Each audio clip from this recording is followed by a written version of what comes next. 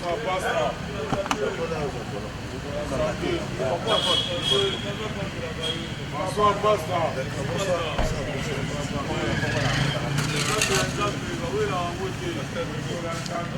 bonsoir. Ah, vous êtes là.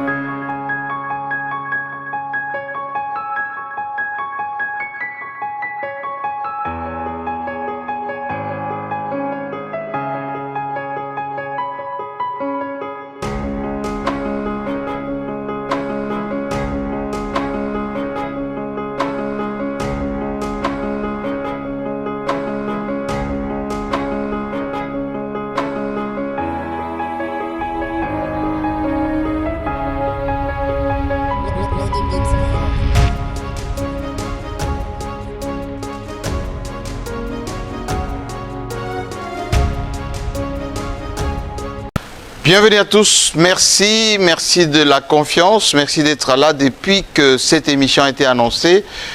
Nous sommes à Kinshasa, la capitale de la RDC, nous sommes en direct sur Télé 50 avec une émission spéciale aujourd'hui. Est-ce que tous les chemins vont mener au dialogue, à la paix, après l'accord signé à Washington par le gouvernement de la RDC du Rwanda?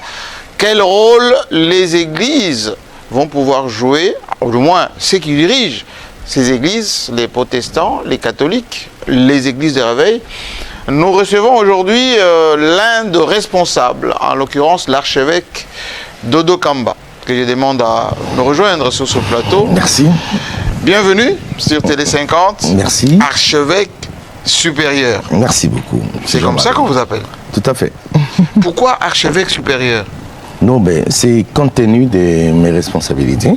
C'est le titre que le président et représentant légal de notre institution devra avoir, absolument. CUR qui veut dire? Communautés Unies du Réveil. Et vous êtes accompagné d'une trentaine d'évêques. Mais c'est immense. Ben, c'est une configuration. Il y en a plus que ça. Il y en a plus que ça. Oui, sur toute l'étendue de la République, bien entendu. Et vous revendiquez combien de Zoaï? Non. Des milliers. En réalité, c'est ce que vous aurez vu, oui, qui vous donnera l'idée de ce que nous sommes. Installez-vous. Je suis très content parce que lorsque j'ai annoncé cette émission, j'ai reçu beaucoup d'appels, beaucoup de messages me disant mais qu'est-ce qu'il va encore dire Dodo Kamba? Quand on sait l'importance des hommes de Dieu dans la configuration politique actuelle d'hier et surtout d'aujourd'hui, quand on connaît les enjeux, je vous rappelle que le gouvernement de la RDC et celui du Rwanda ont signé sous la supervision de Donald Trump, enfin, aux États-Unis, à Washington, un accord qualifié d'historique. Qu'il y a en ce moment à Doha des pourparlers qui stagnaient un tout petit peu, mais qui vont être relancés assez rapidement entre le M23 AFC et le gouvernement de la RDC, et qui, il y a à peine quelques jours, le président Kagame est sorti avec beaucoup de virulence. Mais tout le monde dit que la solution de la paix, c'est pour ça qu'on a titré cette émission « Paix et dialogue en RDC ». Quel rôle vous allez jouer? On dit que la solution sortira de vous, les hommes des d'églises, catholiques, protestants, et vous, église de réveil. Voilà, j'ai synthétisé la situation pour que vous compreniez chez vous de quoi il s'agit. Qu'est-ce que vous êtes venu nous dire? Au fait, c'est une clarification par rapport au rôle que devra jouer le prélat dans leur ensemble, mais en particulier ce que nous représentons, ce que nous avons comme travail à faire, et rassurer à notre peuple que nous sommes en train de jouer notre rôle de clergé en toute vigilance, et nous sommes au centre de tout ce qui s'est fait actuellement, et nous jouons pleinement notre rôle et nous rassurons que nous continuerons à le faire jusqu'à ce que la paix soit totale. Vous savez que c'est vous qui êtes à la base de la mise en place du président de la CENI, et dis-je bien le confession religieuse, bien entendu, Denis Kadima. C'est vous qui êtes à la base, allez, je remonte un tout petit peu, de la conférence nationale souveraine avec Kalonji Moutamba et puis Mosengo, et on a terminé avec en 2018 Mosengo, Ambongo. Aujourd'hui, le pays est bloqué parce qu'il y a une partie du pays qui est sous occupation. La classe politique est un peu inaudible, mais on vous rejette la responsabilité. Regardez le nombre d'évêques et d'archevêques que vous avez ici sur le plateau qui représentent beaucoup de... On s'appelle comment? Les partisans, les ouailles, les adeptes, les disciples, les gens que vous prêchez. On les appelle comment, vous? Nos fidèles. Voilà. Question fidèles maintenant. de nos églises. Question maintenant. Les catholiques et les protestants, et j'ai salué Monseigneur l'archevêque, on l'appelle comme Monseigneur, hein, Ambongo. C'est le cardinal. Le cardinal, pardon, et Monseigneur Cholet, qui seront mes invités bientôt. Gloire à Dieu. Ont initié avec les protestants ce qu'ils appellent le pacte. Pour la paix. Pour la paix. Pacte social pour la paix. Quelques bien vivre ensemble. Jours après, le président de la République vous a reçu, vous les églises de réveil, et Jiba, et les autres, etc. Quel est votre point de vue sur la signature de cet accord? Vous avez dit beaucoup de choses à la fois. Il faudrait admettre que... Toujours, il y a... Tout à fait. Bon, il faut savoir que la responsabilité incombe aux hommes de Dieu, des plus naturels. J'ai dit, c'est naturellement que cela est fait, parce que déjà, en tant qu'homme de Dieu, vous avez tout de suite la responsabilité de veiller sur le peuple et la nation. Ça, c'est une vocation dans notre apostolat. Donc, ce qui signifie que tout de suite, le problème du pays vous concerne, même si on ne vous invite pas, de par notre vocation. Vous l'avez évoqué tout à l'heure, depuis 1991, et puis on remonte des années et tout ça. Donc, la question de la Respublica revient carrément aux hommes des dieux, de la manière la plus simple et naturelle. Ce qui signifie que à chaque fois, il y a toujours des propositions pour, à chaque fois qu'il y a des problèmes pour la sortie des crises et tout ce qu'il y a. Et vous avez tout à l'heure parlé de l'Église catholique, les CC, vous parlez des réveils. Non, écoutez, il n'y a pas que les églises charismatiques dites des réveils. Il y a également d'autres confessions religieuses. Il y a l'islam, parce que islam, en fait, parce que là, vous parlez des églises. Il y a eux, n'utilisent pas des églises, ce sont des mosquées. Il y a d'autres croyances, d'autres tendances, oui, kimbanguistes et autres. Dans notre ensemble, au moins, nous pouvons rassurer que de par ce que nous sommes appelés à faire, nous veillons, nous enseignons, nous encadrons, nous orientons. Concernant les accords, oui, on les a salués, on a vu. Et voilà, nos avis que nous allons émettre seront tout à fait différents, disais-je, des avis de ce que le politicien avanceront comme idée. Mon problème à moi, s'il vous plaît, c'est d'être fixé. Moi et ceux qui nous suivent, ils sont beaucoup à travers le monde. Premièrement,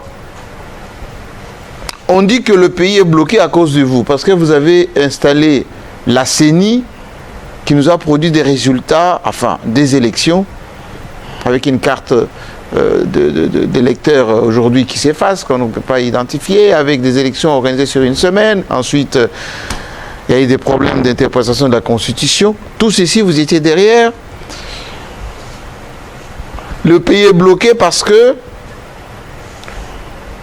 vous disputez le leadership, les hommes d'église. Les catholiques ne reconnaissent pas le leadership des églises de Revet. Les églises de Revet traitent les catholiques et les protestants de religion d'importation. Mais vous êtes docteur en théologie. Vous avez été consacré archevêque. Tout à fait. Donc on parle un langage entre intellectuels là. Absolument. Question. Vous pensez que la crise, elle est interne ou elle est externe avec les Rwandais? Au départ interne, à la phase actuelle externe. Explication? C'est-à-dire il y a des crispations, il y a des malentendus, il y a les guerres de leadership, il faudrait les dire comme ça. Je parle de plusieurs guerres à tous les niveaux, dans tous les secteurs et domaines. Vous avez évoqué tout à l'heure cette crise au niveau des religieux. C'est-à-dire, le problème est d'abord interne, de par des choses que nous nous reprochons les uns des autres. Vous avez évoqué également le sujet des élections que vous qualifiez de tous les mots aujourd'hui, j'entends parler. Mais écoutez, tous les qualificatifs ont été utilisés. Mais faute, parce que quand Denis Kadima, c'est votre produit. Des produits de tous les religieux. Nous devons endosser tous la responsabilité. Ou les 7 confessions. Nous tous, dans notre ensemble, mais il faut admettre une chose. C'est de cette manière qu'il faudrait voir les choses. Il faudrait aussi regarder la mirobolance d'une partie du travail qui avait été fait. Parce qu'ici, il n'y a pas que des critiques négatives qu'on peut apporter, il y a également une partie de travail qui avait été fait, une partie qui avait été faite de la bonne et meilleure façon. Ici, vous avez évoqué la question des cartes, c'est ce que tout le monde parle aujourd'hui, mais les cartes, en réalité, n'ont eu leur raison que pour le vote. Oui, ne sont pas les machines à voter et tous les résultats qu'on a eu sur une semaine, ça posait problème. Le besoin c'était pour voter. Oui. Et nous avons suivi de plus près. Vous savez que c'est pour la première fois de ce que nous avons constaté tous, unanimement, là je parle de toutes les confessions, et que le travail était fait en temps réel, on pouvait avoir les résultats dans un bref délai. Je crois que ce sont quand même des innovations qu'il faudrait saluer et savoir apprécier. Ici, je le dis de tout cœur, nous avons choisi ensemble, unanimement, je le dis, la bonne personne qui remplissait les critères en termes d'organisation des élections. Denis Kadima. Absolument, en Afrique. Vous le confirmez encore? Mais non, mais je le dis parce que nous avons opéré le choix en tenant compte de l'expertise. Mais les catholiques, les protestants, ils n'entendent pas de cette oreille-là. Non, ne vous en faites pas. Ils sont conscients, ils le savent, ils le disent.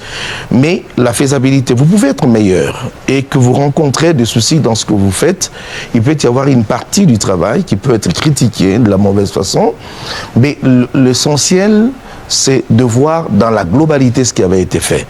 Aujourd'hui, on ne peut pas, pour être honnête, nous parlons en tant que scientifique, vous êtes informé, de ce qui se passe partout ailleurs. Oui. Même aux États-Unis, où ils ont beaucoup plus d'expérience, de plusieurs décennies, Oui, mais c'est pas les des mêmes organisations, erreurs, des élections, archevêque. il y a toujours Les gens ne vont pas d'imperfections. vous dire, Mais quand les vous erreurs entendez, en France, aux États-Unis, c'est pas pareil, c'est qu'on a connu ici. mais vous savez, les machines à voter. aux États-Unis, il y a pire que ça. On vous parle de l'infiltration des Russes dans les systèmes. Ça, c'est quand même pire. Il faut admettre que ça atteignait un niveau de la crédibilité même de cet organe au niveau des États-Unis. Ici, il faut savoir que ce ne serait pas aujourd'hui ou demain que nous devons nous attendre à une perfection dans ce domaine. Nous sommes en train de nous battre. Le choix que nous avons opéré, ça a été un devoir civique. Nous l'avons fait en bonne conscience. Et parce qu'on n'avait pas d'autres alternatives que celle de pouvoir, la principale, la seule, de pouvoir établir une CNI qui devait prendre en charge les élections pour atténuer tant soit peu les tensions qu'il y avait à l'époque. Et nous reprochons aujourd'hui de l'avoir fait de bonne foi. Ce serait pas correct. Alors, j'aimerais qu'on revienne à l'actualité. C'est ça ce que les gens aimeraient savoir. D'abord, vous avez fait une activité. Tout à fait. Oui. Ils viennent écouter quoi? Le message que nous apportons. C'est quoi le message? Ah ben, je vous prierai de suivre. J'ai été très équilibré, inspiré par Dieu, et pour parler de tout mon cœur, de tout ce qu'il y a comme orientation à suivre actuellement. Nous avons donné quelques points qui devaient en principe converger le différent qui se trouve entre plusieurs tendances, plusieurs leaders. Et je pense que ça a été aussi clair. Pro qui vous? Pro qui ça veut dire? Pro pays, pro Congo. Je suis pro Congo. À un moment donné, on a dit il roule pour Fachi. Dodo Kamba roule pour Fachi. Je repose ma question autrement parce que les gens m'en voudraient si je la pose pas aussi simplement. Quand les catholiques et les protestants ont amené leur pacte, IDPS a boudé, l'entourage du président a boudé aussi. Et le lendemain, on a reçu les églises. Il se murmure maintenant que Dodo Kamba, quand les et Jiba, vous êtes dans le trio qui vont équilibrer avec les catholiques et les protestants. Info ou intox? Bon, dans cette version, je dirais intox. Mais de manière globale, je dirais, puisque tous militons pour la paix, et quand il sera question de se mettre autour d'une table, d'élever les options qui pourront atténuer toutes les tensions qu'il y a et mettre les gens ensemble, fédérer toutes les forces et les intelligences pour l'avancement du pays, nous nous engageons dans cette voie. Là, ça devient une information. Les catholiques et les protestants disent la solution au problème, c'est le dialogue. De tous les Congolais, toutes les obédiences, opposition politique, opposition armée, et la société civile. Bon, écoutez, je pense que j'ai toujours donné mon avis là-dessus. Lorsqu'il s'agit de parler autour de la paix dans le pays, surtout cela vient des prélats, des hommes qui n'ont aucun intérêt politique dans leur démarche, ça ne peut qu'être salué et pris de bon oeil, vu de bon oeil en fait. Mais si après cela, les cahiers des charges ne correspondent pas avec le programme du pays où il y a incompatibilité. Viennent chez Cholet, Jenga et les autres. Je ne me sens pas gêné, d'autant plus que j'ai été aussi consulté lors de l'initiative. Il va être très virulent. Il est plus que direct en disant eux ils ont un agenda de l'étranger, nous sommes les fils du pays. À peu près les camps de Fayoulou, Patrie, tout ça. Ça ne peut engager que celui qui l'a dit, mais en ce qui me concerne, je vois les choses de différentes façons. Moi, dès lors qu'un serviteur de Dieu présente une pensée une idée et que je trouve les choses être aussi claires, j'adhère. J'adhère pour pouvoir apporter, ne serait-ce que ma participation pour clarifier ou peut-être orienter de la façon dont je peux le voir et consentir. Mais j'aimerais savoir d'abord, dites-moi, lorsque le président va vous recevoir, il a reçu un peu à titre individuel les catholiques, les protestants, il vous a reçu aussi un peu une partie. Lorsqu'il y aura une plénière, vous avez le président et vous tous. Vous allez partager le même point de vue? Pourquoi pas? Pourquoi pas? Si jamais il y a opportunité que nous puissions parler, ça je dois l'avouer. Je parle des religieux. Mais oui, les religieux, bien sûr. Nous allons partager les mêmes avis. Et ce qu'on va faire, c'est qu'on va essayer de rapprocher nos idées pour ne pas rester extrémiste dans quoi que ce soit. Mais ce qui s'est passé aux élections, ce qui vous a divisé aux élections, ceux qui ont poussé les catholiques et les protestants à claquer la porte, ça ne sera pas le cas au dialogue? Du tout. Vous savez que dans cette histoire, il faudrait que les gens comprennent. Nous n'avons pas eu de problème autour du choix à opérer. On avait tous opéré le même choix. Non, non. Si. Non, parce que... Ils ont dit Denis Kadima... Je peux vous aider. Allez-y. Vous n'entendrez jamais. Je crois que vous recevrez peut-être les animateurs, enfin le responsable de la Synco. C'est confirmé, je les reçois ici. C'est programmé. Ils ne vous diront jamais qu'ils ont proposé quelqu'un d'autre à la place. Si. Le problème, c'est que... Non. Il y avait celui que vous avez disqualifié là. Non. L'ancien technicien de la CENI. Quand nous nous sommes mis ensemble, après, oui. nous avons tous convergé vers un choix idéal. Mais le problème s'est posé autour des intentions ou encore des informations qui étaient attachées à la personne qu'on disait être tribaliste. Oui, parce qu'il est kassaïen et il est de la même province que le président, donc c'est gênant qu'il le soit. Il y a eu des choses. J'essaie de parler à votre place. Il y a eu des choses autour de la personne par rapport à ce que l'on entendait dire de lui.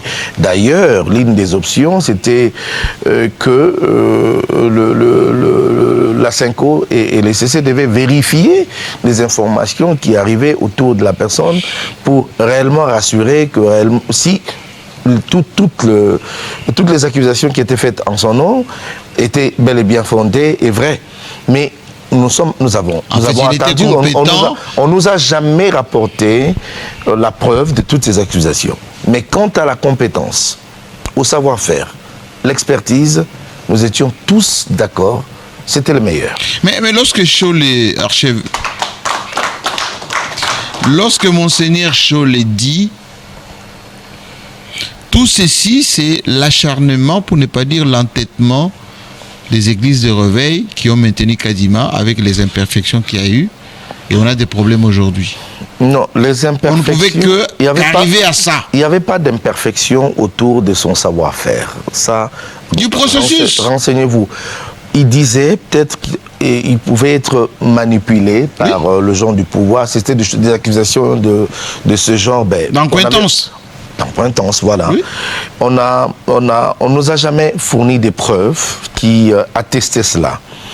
Mais à cela ne tienne. Aujourd'hui, vous avez suivi, je m'attelle à la déclaration de Monseigneur Outembi, pour qui j'ai beaucoup d'estime, qui avait dit une fois, la page est déjà tournée, je crois qu'on doit être conséquent, faisons bien les choses. Mais vous allez vous retrouver maintenant. Et c'est maintenant qui va déterminer est-ce qu'en 2028, il y aura élection ou pas. Parce que s'il y a dialogue, il y a partage des responsabilités. Comme on n'a pas mis suffisamment d'argent de côté pour organiser les élections en 2028, donc vous allez encore départager les gens pour qu'ils vont s'octroyer des postes. Croyez-moi, s'il sera question qu'on se mette ensemble, on va rester sur des valeurs. Je préfère les dire comme ça. Il y a des termes des que je valeurs. peux employer sur des valeurs. Je suis bien clair là-dessus. Je ne voudrais pas, moi personnellement, me retrouver dans des échanges qui tournent autour des intérêts égocentriques. Je suis vraiment désolé. Je pense humblement apporter ma pierre, ma contribution pour l'avancement du pays et surtout pour la paix. Je ne pense pas que la paix pourra provenir des intentions de pouvoir avoir le pouvoir, avoir le poste. Est-ce qu'il faut associer le M23 au dialogue direct? Il peut venir à Kinshasa quand il sera sous la protection et la supervision des religieux. Quand il sera question de parler autour des intérêts du pays, tout Congolais, où qu'il se trouve, s'il n'y a aucun problème à reprocher à son sujet, je ne vois pas pourquoi il ne devra pas... Mais les catholiques et les protestants sont allés à Goma. Quand est-ce que vous allez y aller? Non, mais c'est à tout moment. Vous, les religieux, vous allez y aller quand? Il faut qu'il y ait... Et Jiba n'est pas allé, vous n'êtes pas allé, Kankenza non plus. Il faut qu'il y ait opportunité, il faut qu'il y ait une bonne raison de le faire. Pour l'instant, écoutez les gens. Je crois que dans le chemin à suivre, vous avez évoqué un élément très important. Nous venons d'assister à la signature des accords le jour passé. Oui. Nous sommes en train de digérer. Il faudrait l'admettre, ce qui vient de se prendre comme décision dans notre pays.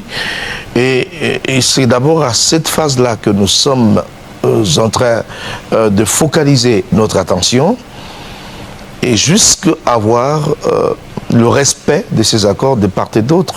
C'est-à-dire surtout pour le Rwandais qui nous agresse en ce jour, c'est établi. Et puis on verra le reste par la suite. Mais si jamais il n'y a pas de résultat, je crois que ça devra pousser à la révisitation de tout ce qui avait été pris comme option. De Kamba. Oui. Mukwege dit, on s'est fait avoir. On a bradé le pays, on a bradé le minerai, notre souveraineté. Thomas Louaka a dit la même chose. Il a écrit à Madame Wagner. Quelle est votre appréciation de cet accord? Là, les Congolais vous écoutent. Hein. Je le dis avec... Vous l'avez lu quand même? Pas entièrement, je dois l'avouer. Je ne sais pas. Il est disponible, je vais vous l'offrir. Je ne sais pas. Je ne sais pas aujourd'hui. Quel est votre avis? Mon avis, je demanderai à tout le monde d'être attentionné à ce que je vais dire tout à l'heure. Dès lors que l'on mandate M. Jean-Marie qui est là, pour aller nous représenter quelque part, poser des actes à notre nom, la moindre des choses, c'est de savoir lui faire confiance. Et si on ne sait pas faire confiance... Mais vous ne répondez pas à ma question. Non, je réponds. C'est-à-dire... Si Mukwege a dit, on s'est fait avoir, on a bradé nos minéraux, on a sanctifié les Rwandais, on a bradé notre souveraineté. Thomas Louaka a dit la même chose. J'ai beaucoup de respect. De respect pour l'excellence Thomas Louaka. J'ai beaucoup de considération pour le docteur Denis Mukwege. Oui. Et je ne peux pas réagir à leurs propos ici parce que je n'ai pas des informations que eux ont. Mais jusqu'ici, je demande une chose. Oui. À la place, pour moi, à mon avis, de critiquer seulement ceux-là qui engagent la République pour certaines décisions à prendre, il faudrait peut-être proposer mieux. Jusqu'ici, nous étions tous en train de nous inquiéter de ces soucis que nous avons dans le pays, de la guerre qui nous est imposée sans merci, et de la manière dont nous sommes traités à la face du monde, les multinationales et tous ces gens qui tirent leurs ficelles et leurs intérêts dans notre pays. Il n'y a jamais eu de solution pour cela. Et nous avons tous déploré, nous avons tous crié et pleuré ici que Goma, Bukavu et ces deux grandes villes sont partis. Une partie du nord et du sud Kivu a été pratiquement pris sous contrôle du Rwandais. Nous avons vu des images. Mais alors, s'il faudrait trouver un palliatif pouvant nous pousser, ne serait-ce qu'à une paix, un commencement de la reconstruction, un commencement. Est-ce que ces accords nous amènent la paix? Est-ce que ces accords nous ont amené la paix? Jusqu'ici... Parce que la sortie de Kagame, excusez-moi du peu, c'est plus de l'huile sur le feu qu'autre chose. Hein. Il a même menacé de venir nous prendre depuis Kinshasa à 2000 km. Ne vous en faites pas. Je le dis, je fais la philosophie. Oui, on comprend, vous êtes très équilibré. Hein. Pour moi, déjà, cette sortie médiatique accuse une faiblesse de la part du Rwandais. Ah bon? Cette sortie médiatique... Vous savez, je sais. On est suivi à Kigali. Hein. Je sais. On est suivi à Kigali. On est suivi à Kigali et vous pensez que les Rwandais qui nous suivent interprètent la sortie du président comme étant une faiblesse? Je vais le dire. Oui, expliquez. J'ai toujours apprécié l'intelligence de M. Paul Kagame en tant qu'homme. Il a toujours été imperturbable. Ok. Et dans ses propos, il a toujours eu des retenues et beaucoup d'équilibre. Mais cette fois-ci, je ne l'ai pas reconnu. Il est déséquilibré? Non, c'est-à-dire... Il est affaibli? Il est passé dans des limites qui l'ont sorti hors de lui. Ah bon? Alors ça... Parce qu'il nous a menacés, il nous menace souvent. Hein. Ça veut dire le respect qu'on a toujours eu envers les autres. Quand vous parlez à propos d'une autre nation, il y a un minimum de respect. Envers un autre président, il y a un minimum de respect. Et quand vous vous attardez sur des questions qui ne vous concernent pas directement, les élections, telles que les élections, ça veut dire qu'il y a quelque chose qui cloche. Mais nous aussi. Ça veut dire c'est carrément, je le dis, à haute voix, que cette sortie médiatique prouve à suffisance qu'il est perturbé, que ces accords seraient en train de le déranger. Du moment donné que ça le dérange, c'est que quelque part ça nous profite un tout petit peu. Écoutez, je ne le dis pas, je le dis, je serai l'un de ses conseillers, je lui dirais, écoutez, il fallait rester beaucoup plus réservé. Mais nous aussi, on a dit des choses, hein, escarmouches, criminels, sanguinaires et tout ça. N'oubliez pas que le chef de l'État, pendant ce temps, était dans une période de campagne. Hein. Il devait convaincre son peuple, lui rassurer. Et lui aussi peut être en campagne aussi. Non, il n'est pas en campagne. Pour son pays? Non, il n'est pas en campagne, il est déjà élu, il est là. Donc, c'est-à-dire, ce qu'il déverse, ce qu'il donne à la population, c'est la communication de sa politique. Alors, cette politique qui lui-même est en train de tordre le sens, partant des éléments de base qui l'ont toujours caractérisé. Alors, ici, je le dis fermement, ici, je le dis fermement, c'est-à-dire, rien que psychologiquement parlant, nous comprenons que nos adversaires sont en déphasage, en réalité, ce qui me donne un peu plus de confiance au travail qui avait été fait dans la diplomatie menée par le chef de l'État et Madame la ministre des Affaires étrangères. Donc ici, je reste confiant que nous sommes dans les bons. Et n'oubliez pas, il peut y avoir d'imperfections, des petites choses qui peuvent peut-être aller dans le sens de pouvoir manifester une petite faiblesse dans les négociations, mais on ne doit pas que regarder ces faiblesses-là. Il faut voir par contre tout ce qu'il y a de positif pouvant nous amener à la paix et nous introduire dans une nouvelle ère tant attendue. Archevêque, vous êtes très suivi ce soir. Merci. Je vais sélectionner quelques questions, il y en a beaucoup. Écoutez, on est suivi à Paris, à Libreville, ici à Kinshasa, etc. On dit le 30 juin au Palais du Peuple, les Dieu Senkos SCC, c'était comme une caisse de résonance des hommes politiques. Je l'ai dit, je ne l'ai pas cité le nom d'une confession religieuse. Si, dans votre discours. J'ai dit ceci. Je réponds. Pourquoi vous les avez taclés? Du tout.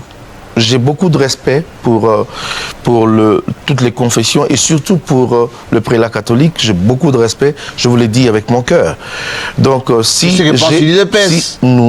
écoutez, je ne suis pas... Jean-Pierre Bemba dit, ce sont les politiciens en soutane. J'ai beaucoup de respect. Moi, c'est ça n'engage que moi. Et je le dis, j'ai dit que le temps d'être en tant que religieux, une caisse de résonance des hommes politiques est révolue.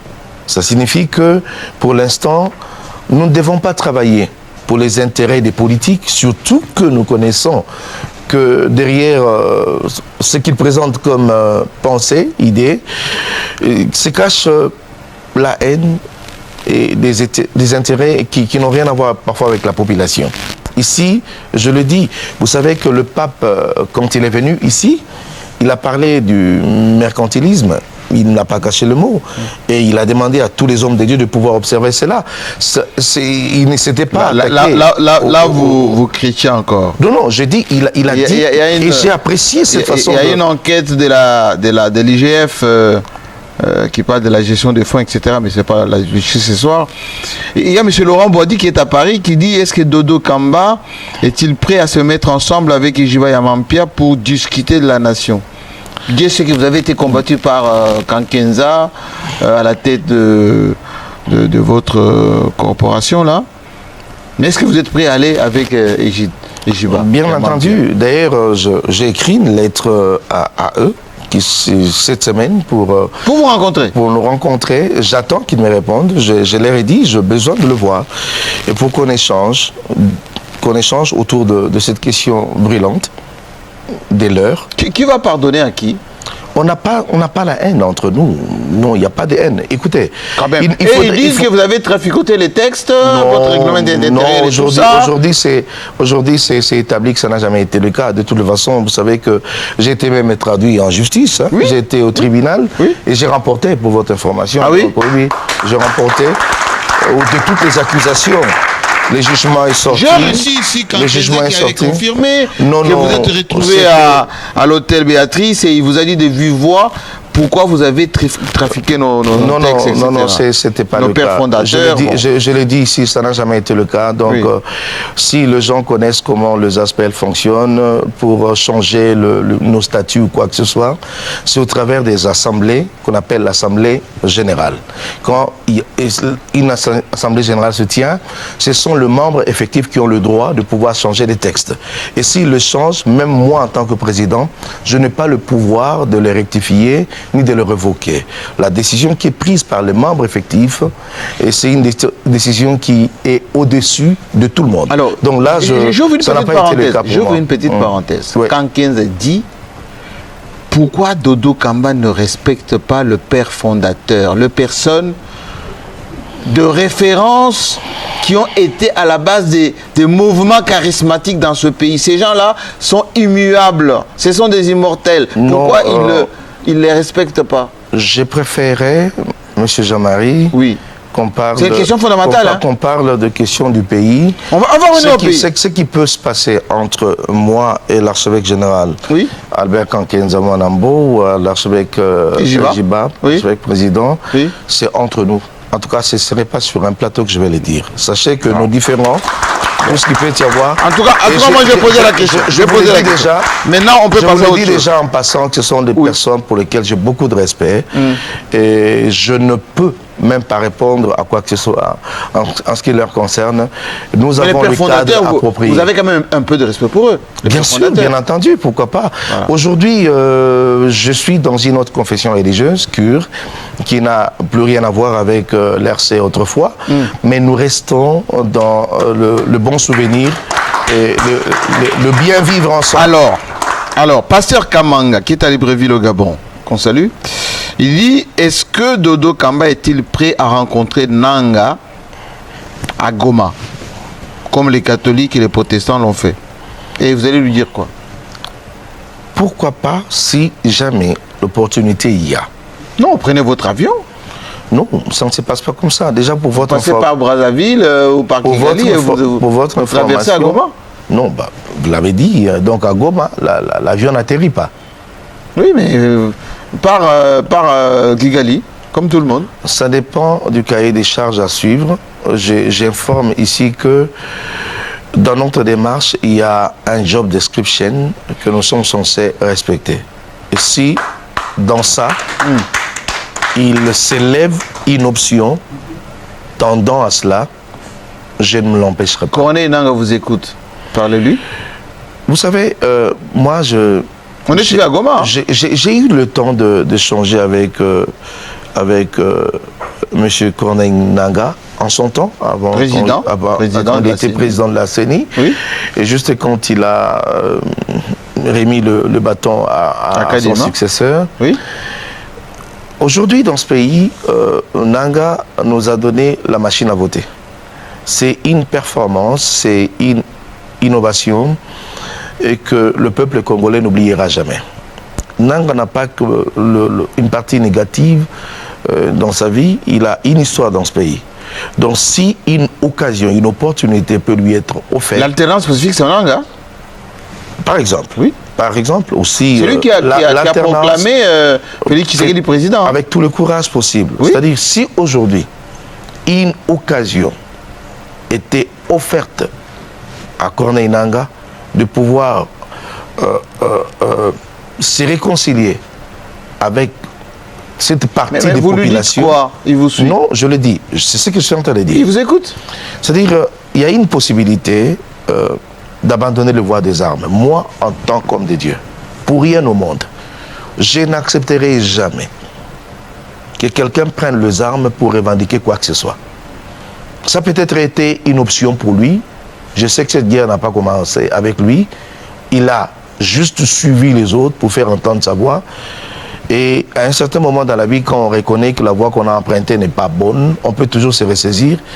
Et si une occasion peut lui être offerte de pouvoir refaire avec vous le conseillez son histoire, de revenir sur ce qu'il a fait? Absolument, c'est toujours une possibilité de se ressaisir un peu au lieu de continuer avec ses il y a de gens qui nous suivent à Lubumbashi, dont Marcel Kitambala, qui est à Lubumbashi. Il vous pose cette question directement. Vous avez été reçu par le vice-ministre de la Justice, qui fait office de ministre en ce moment, en remplacement de Constant Mutamba, qui est en procès d'ailleurs de demain. Qu'en est-il des autorisations ou de l'autorisation des cultes avec ce que vous devez payer comme carte, identification et tout ça? C'est mis en veilleuse? Non, l'opération continue. Il y a eu 2 mois qui ont été rajoutés à ces opérations. Oui. Donc, ça continue. Revenons aux enjeux. Et dites-nous la vérité. Allez-y. Quand vous allez vous retrouver bientôt avec les catholiques, que je reçois demain, les protestants, oui, les kimbanguistes, les autres, les musulmans, autour de Félix Tshisekedi, qui a mis en place, on se rappelle, une structure de coordination écuménique en quelque sorte, hein, pour préparer les dialogues. C'est quoi les dénominateurs communs? Congo. Congo ou le pouvoir? Le Congo. Le Congo. C'est pas la langue de bois, ça? Oui, c'est le Congo parce que... C'est pas la langue de bois du philosophe, archevêque? Du tout. Je voudrais être conséquent. Vous savez, par moments, il y a des agissements qui, parfois, nous amènent à l'extrémisme quand nous oublions que nous ne sommes pas éternels. Oui, mais ça, c'est les alliés qui font ça. Et les gens qui pensent qu'ils peuvent rester au pouvoir éternellement. Et même la vie que nous avons.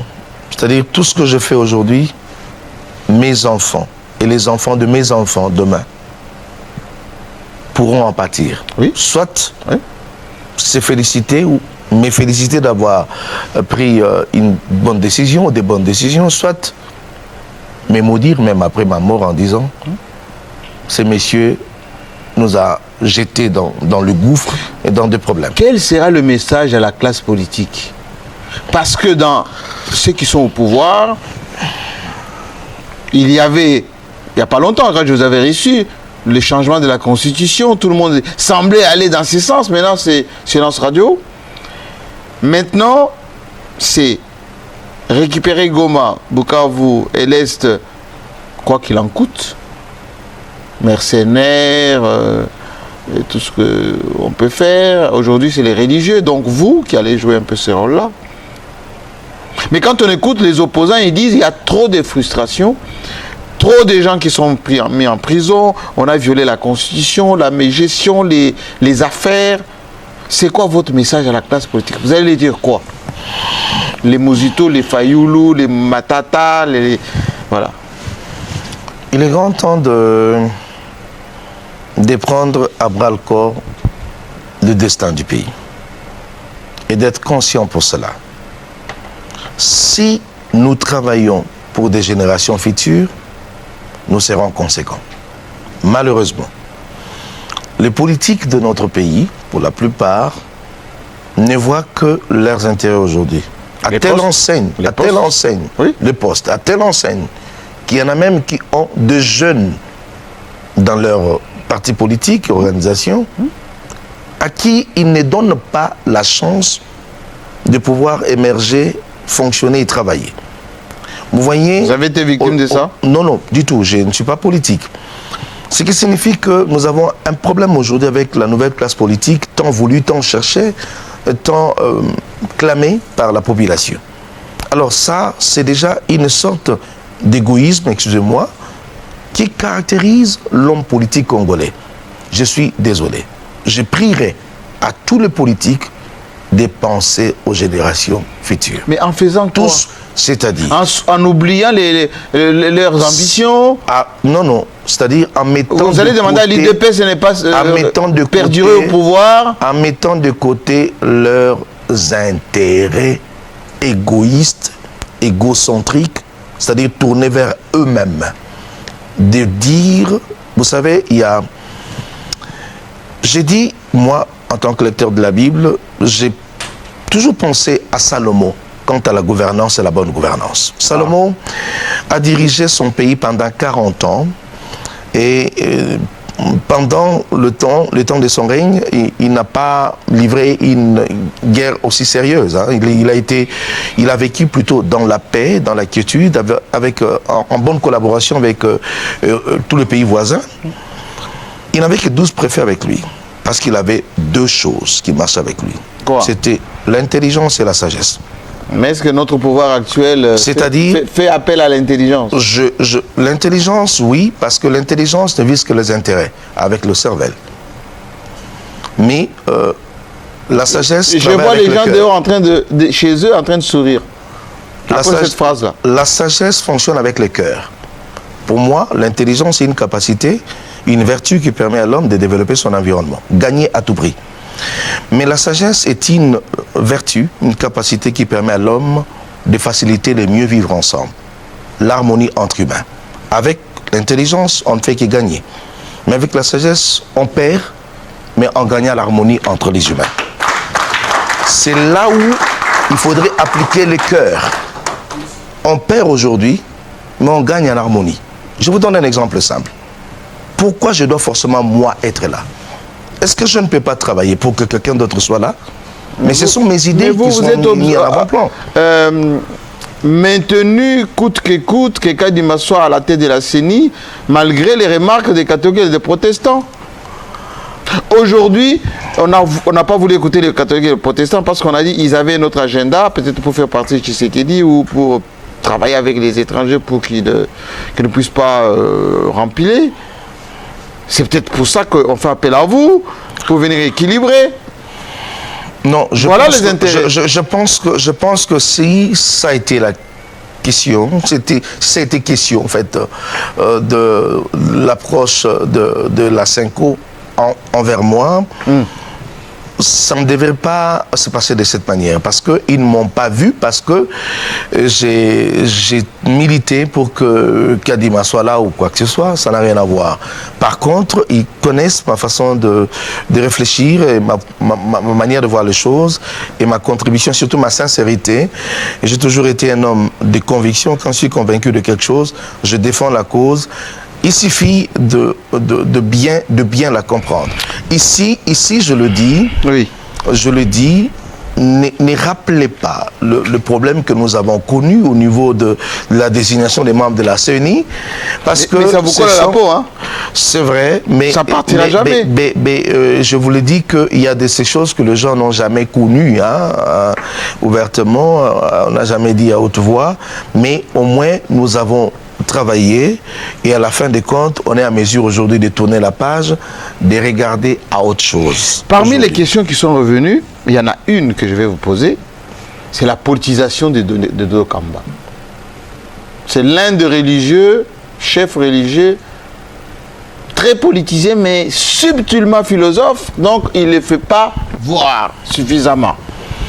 Bon, écoutez... Confessez-vous. Écoutez, déjà, départ, ma définition de la religion, c'est déjà la pratique de la politique, mais de la manière la plus haute, la plus bonne. Vous n'êtes pas politisé. La plus équilibrée. Je ne suis pas politique ou politisé. Ou acteur politique de la manière dont les gens le pensent. Je ne suis pas politisé non plus, mais mes réflexions, mes convictions, mon interprétation de la parole des dieux, ou encore mon apostolat, fait office ou fait d'office preuve d'une pratique de la politique, mais avec la pensée des dieux, la volonté des dieux et de la manière la plus bonne. Ce qui pose également problème, et vous êtes très entouré, hein? Vous êtes très entouré. Ce qui pose aussi problème, c'est la relation que vous avez avec l'argent. Je dis vous, c'est les religieux de notre pays, les catholiques, les protestants, l'Église de réveil, avec l'argent du pouvoir. On dit qu'il y a une guerre, il y a eu la guerre pendant les élections pour contrôler la CENI parce qu'il y avait beaucoup d'argent. Aujourd'hui, les dialogues profilent à l'horizon. Il va y avoir beaucoup de budget à gérer, les délégués et tout ça. Ça va peut-être faire à l'étranger, superviser ceux qui viennent des provinces, de partout. Et donc, si vous êtes dans le précaré de ceux qui vont organiser ce dialogue, il y aura des millions. Pourquoi les religieux de mon pays ont une relation incestueuse avec l'argent? Je suis désolé, je ne parle pas au nom des autres religieux, mais dans ma vocation... Je mets incestueuse entre guillemets. Hein? Dans ma vocation, l'argent a une seule place. Où? M'accompagner dans ce que j'ai à faire et non prendre le devant. Ou les dessus. Et après, dans tout ce que je fais, je vais vous faire une révélation. Oui. Dans ma foi, je sais que j'aurai affaire à un jugement au dernier jour. Donc, je milite, je travaille pour gagner premièrement le ciel. Et ça, c'est ma conscience et les dieux en qui j'ai cru qui contrôlent ces sentiments et cette sincérité. Ici, je le dis, dans tout ce que je fais, je sais comment gagner de l'argent avec mon intelligence, faire des activités qui me produisent quelque chose. J'ai su le faire, je le fais de temps en temps, mais je ne pratique pas ma foi, mon apostolat pour l'argent. Je le dis, et je pense que c'est le cas pour plusieurs. Mais on dit la guerre qui vous divise ou qui vous oppose, les chefs religieux, notamment les églises de réveil, c'est l'argent. Non, et le pouvoir. Non, du tout, du tout. Je crois que nous avons déjà un problème au départ que les gens semblent oublier quand il s'agit de ce genre de questions. Oui. C'est un problème doctrinal, des dogmes et autres. Parfois, nous avons des différends par rapport à ça. Hein? Vous oubliez que parfois nos différences tournent autour, nos différends en fait, tournent autour, autour des doctrines, autour des écoles théologiques et tout ça. Ça aussi, ça fait partie quand on parle parfois de leadership. Ça n'a rien à voir avec l'argent. C'est vrai que quand on parle de certaines questions, on évoque de certaines questions et entrer à de certains avantages qui viennent avec. On voit tout de suite l'argent, mais en réalité, ce n'est pas l'argent qui pose problème. Je vais m'en vouloir si je ne vous la pose pas cette question. On dit que la classe politique est problématique. Je n'avais pas utilisé les termes inappropriés. C'est parce que d'abord, vous phagocytez les systèmes de décision. Autour du président Tshisekedi, il y a beaucoup de pasteurs. Dans la classe politique, il y a beaucoup de pasteurs qui sont à la fois députés, même ministres, même généraux. Mais la population ne se retrouve pas dans vos prédications. Entre ce que vous dites et ce que vous faites, c'est complètement un autre monde. Comment vous allez rectifier tout ça au dialogue?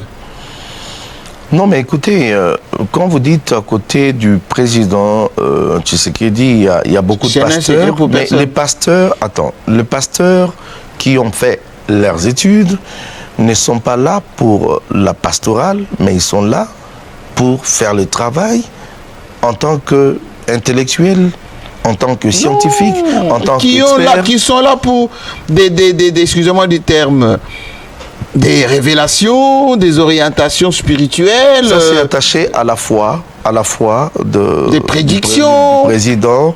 Il rencontre qui il veut, mais je vous parle des pasteurs qui jouent le rôle autour de lui. C'est vrai que de par leur foi, de par leur vocation, ce sont des pasteurs. En dépit de cela, ils ont d'autres capacités qu'ils mettent au profit, en fait, du pays, en travaillant à côté du chef de l'État. Il ne faudrait pas que ça prête à confusion quelque part. Hein, lorsqu'on dit les pasteurs, tout ça. Moi, par exemple, quand je joue mon rôle des religieux, mon apport est aussi civique en même temps, en tant que religieux. Je ne suis pas là pour lui dire, écoutez, Dieu a dit, aujourd'hui, dors, demain, réveille-toi à telle heure. Non. Mon rôle, c'est de contribuer en tant que conseiller religieux. On a vu des pasteurs interférer même dans les affaires de sécurité, des nominations, des décisions parfois très graves. Ah, vous avez vu, moi je n'ai pas vu. Ceux qui nous suivent comprennent de quoi je parle. Non, je suis vraiment désolé. Le chef de l'État... Ceux qui me suivent peuvent même mettre des noms. Bon, moi je ne mets pas les noms. Il peut mettre des noms.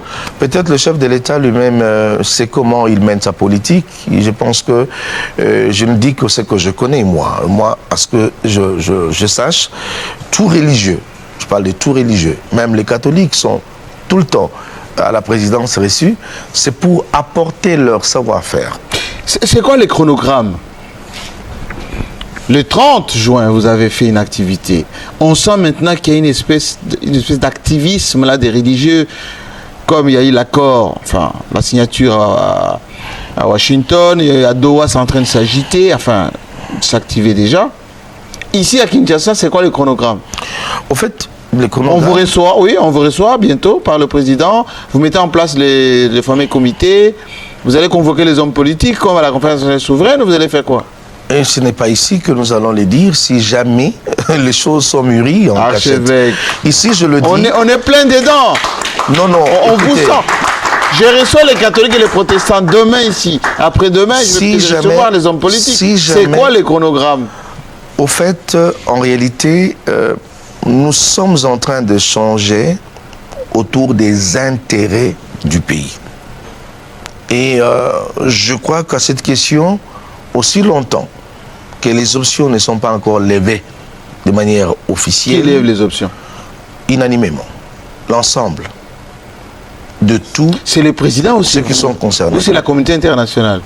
Non, ce n'est pas la communauté internationale. Ici, nous parlons d'un travail à l'interne, en tant que les religieux. Oui, c'est ce que Trump a dit. Nous levons les options entre nous et nous donnons de voies à suivre.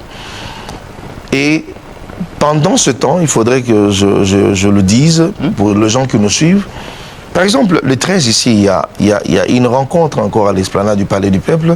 Encore? Oui, il y a un pasteur américain qui, vraiment, autour de la Maison-Blanche, le pasteur, parmi les pasteurs que Donald Trump écoute, qui vient avec un message. Et je crois que les enfants de Dieu sont invités. C'est du lobbying, ça? Ben oui. On vient nous influencer? Non, il ne faut pas parler du lobbying. Il faut parler plutôt de la diplomatie religieuse. Ça peut exister. Là, vous créez un concept qui est quand même innovant. Les diplomatie religieuse, parce que quelqu'un m'a dit il faut demander à Dodo Kamba, ils ont tellement consacré des journées de prière, stade de martyrs, esplanade, etc. Mais ça ne nous a pas empêché de perdre Goma, de perdre Bukavu, d'avoir autant de femmes violées, etc. Quelquefois, vos prières s'arrêtent au plafond. Du tout. Non? Du tout. Nous continuons à prier jusqu'au jour où la paix sera totale. Je pense qu'on ne peut pas s'empêcher de prier parce que le résultat ne vient pas tout de suite. Mais en tant qu'homme de foi, nous prions tout en espérant que le résultat viendra. Est-ce que Dieu écoute encore les Congolais? Absolument. On a l'impression que beaucoup de points vos prières, ça va nulle part. Si. Les Rwandais nous tapent dessus, ben vous priez. Ne vous en faites la monnaie par terre, vous priez. Ne vous en faites pas. Il y a des frappeurs qui volent l'argent de la République, vous priez. Le résultat viendra, le moment viendra. Nous verrons ce que nous avons toujours demandé. Pour l'instant, je le dis qu'il peut y avoir beaucoup de programmes autour de la question du pays, oui, dans le cas de la prière, que les gens soient toujours prompts et prêts à les suivre. On ne peut pas baisser le bras aussi longtemps que la solution n'est pas encore totale et complète. Vous êtes pour le gouvernement d'union nationale?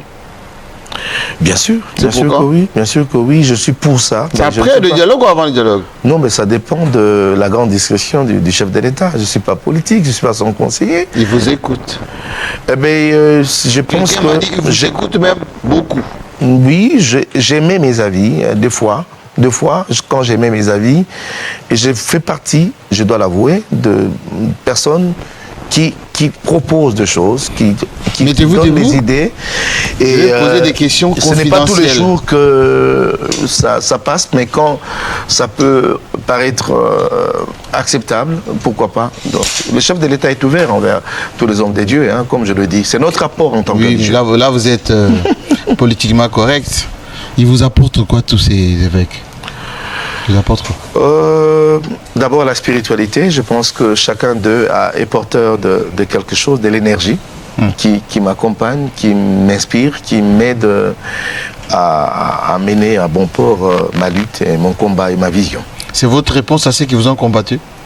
Du tout. Que vous êtes encore représentatif? Du tout. Le combat fait partie des éléments constructifs pour notre forme spirituelle. Pour moi, ce n'est pas négatif. Le combat, pour moi, est très positif. Vous avez été affecté quand même?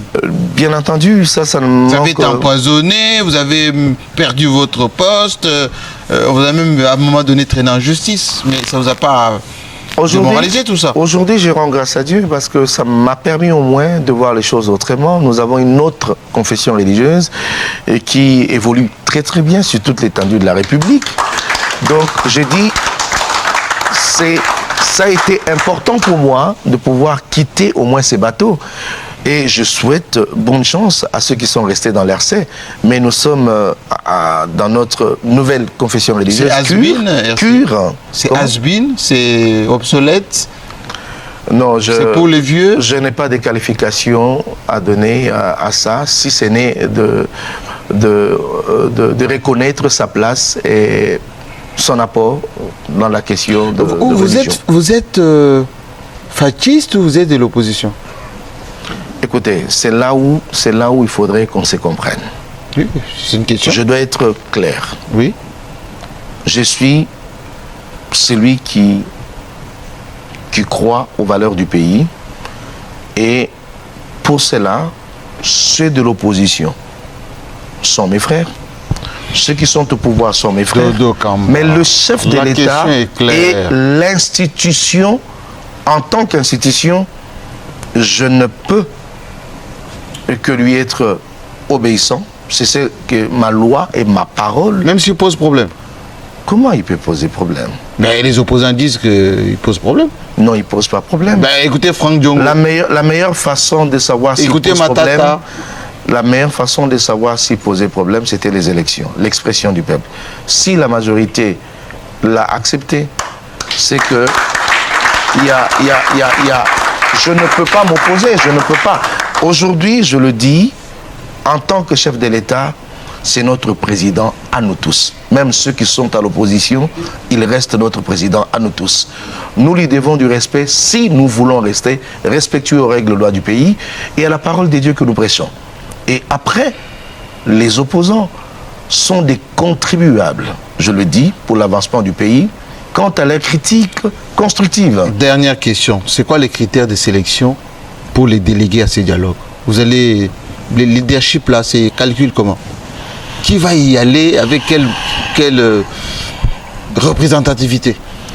Tout celui qui pense pouvoir... apporter quelque chose. Non, mais dites-nous, est-ce que on va... C'est pas tout le monde qui va être autour de la table. Vous allez vous choisir comment? Les rassembleurs. Des personnes qui font preuve de vouloir réellement la paix et qui se montrent beaucoup plus ouverts envers les autres.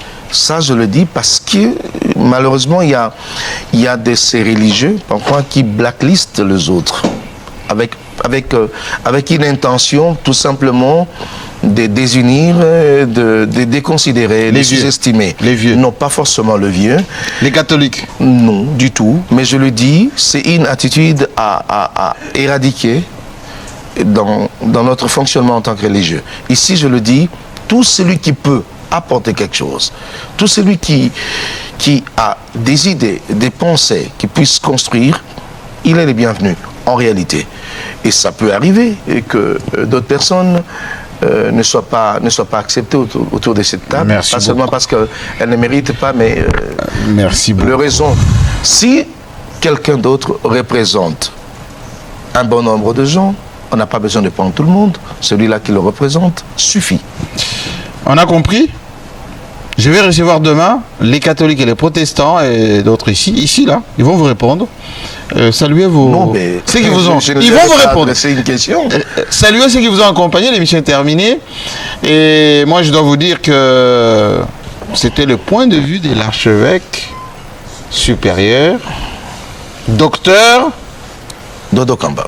Dodo Kamba, en philosophie. Je salue tous les évêques et archevêques qui m'ont accompagné. Je vous dis merci.